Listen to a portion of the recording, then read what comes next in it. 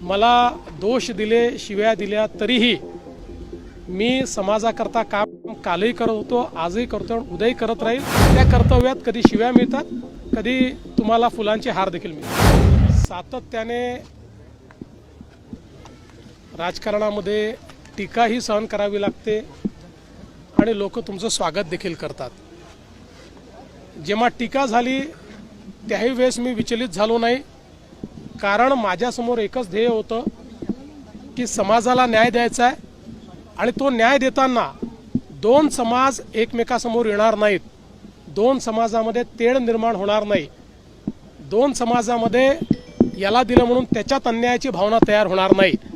अशा प्रकारचा निर्णय आपल्याला करावा लागेल, कायदेशीर निर्णय करावा लागेल। आणि म्हणून या संदर्भात जे जे काही कायदेशीर आहे त्याचा सगळा अभ्यास करून आम्ही हा निर्णय घेतलेला आहे। याचं श्रेय हे आमच्या मंत्रिमंडळ उपसमितीला आपण दिलं पाहिजे की ज्यांनी खूप चांगलं काम याच्यामध्ये केलेलं आहे, ज्यांनी खूप मेहनत याच्यामध्ये केलेली आहे आणि पुढेही ही समिती सातत्याने समाजाकरता काम करेल। मी एक गोष्ट आपल्याला निश्चितपणे सांगतो, मला दोष दिले, शिव्या दिल्या, तरीही मी समाजाकरता काम कालही करत होतो, आजही करतो, उद्याही करत राहील।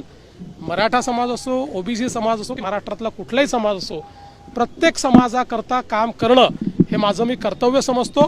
त्या कर्तव्यात कधी शिव्या मिळतात, कधी तुम्हाला फुलांचे हार देखील मिळतात।